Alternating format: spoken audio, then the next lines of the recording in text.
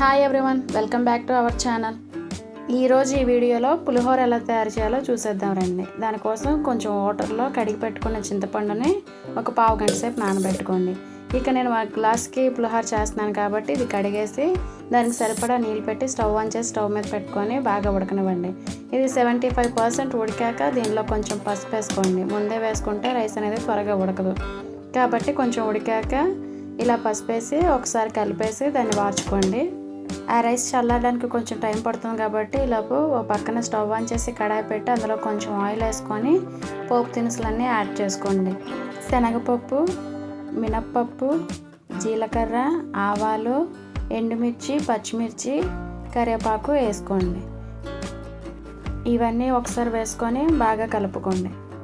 శనగపప్పు వేగడానికి కొంచెం టైం పడుతుంది కాబట్టి ముందే వేసుకొని ఆ తర్వాత పోపులన్నీ వేసుకొని ఫ్రై చేసుకోండి. మంటను లో టు హై ఫ్లేమ్లో అడ్జస్ట్ చేసుకుంటూ కరివేపాకు కూడా యాడ్ చేసేసుకొని ఇవన్నీ బాగా ఫ్రై అయ్యే వరకు బాగా కలుపుకోండి.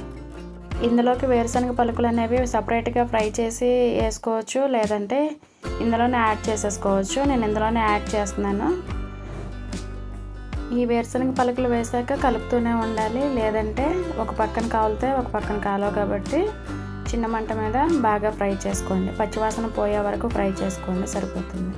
కొంతమంది చింతపండు పులుపు కూడా ఇందులో వేసేసి మొత్తం అంతా ఒకేసారి చేస్తారు. నేను దాన్ని సపరేట్గా చేసి చూపిస్తున్నాను. కొత్త వాళ్ళు అయితే కన్ఫ్యూజ్ అవుతారు కాబట్టి నేను సపరేట్గా చేసి చూపిస్తున్నాను. ఈలోపు పక్కనే రైస్ ఒక వెడల్పాటి ప్లేట్లో వేసుకొని ఇలా చల్లారబెట్టుకోండి. చల్లారబెట్టుకోవడం వల్ల రైస్ అనేది విరిగిపోకుండా ఉంటుంది. అలాగే మన ఛానల్ ఫస్ట్ టైం చూస్తున్న వాళ్ళైతే please like and subscribe my channel. ఇవి కొంచెం ఫ్రై అయ్యి అనుకున్నప్పుడు ఇందులోకి ఇంగువ కూడా యాడ్ చేసుకోండి. ఇంగువ వేసాక 2 మినిట్స్ ఇది ఫ్రై అయ్యి ఆ స్మెల్ అంతా పోయే వరకు ఒకసారి కలుపుకుంటే సరిపోతుంది. అల్లం ముక్క ఇష్టపడే వాళ్ళైతే అల్లం ముక్కను కూడా చిన్నగా కట్ చేసి వేసుకోండి. మా బాబు ఇష్టపడ్డు కాబట్టి నేను ఇందులో చూపించట్లేదు.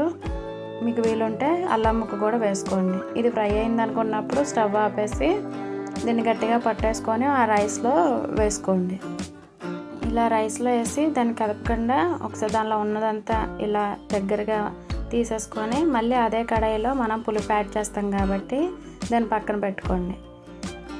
ఈ తాలింపు అంతా వేసేసుకున్నాం కాబట్టి దీన్ని ఏం కలపనవసరం లేదు.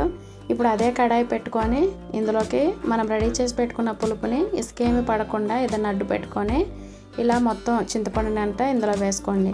ఇదంతా హై ఫ్లేమ్లోనే పెట్టుకోండి. ఇది ఉడకడానికి కొంచెం టైం పడుతుంది కాబట్టి ఇలా ఇసుకేం పడకుండా 2 టైమ్స్ ఆ పులుపు అంతా దీనిలోకి తీసేసుకోండి. కొత్తగా చేసే వాళ్ళైతే పులుపు అనేది వేరే దానిలోకి తీసుకొని ఈ కడాయిలోకి యాడ్ చేసుకుంటే సరిపోతుంది.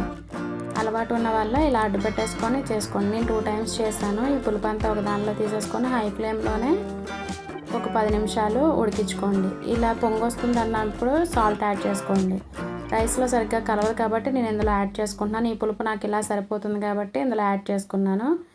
ఈ రైస్ని ఓ పక్కన సపరేట్గా పెట్టుకొని దాన్ని చల్లారనివ్వండి. ఇందులోకి నేను కొంచెం క్యారెట్ తురుము అనేది యాడ్ చేసుకుంటున్నాను.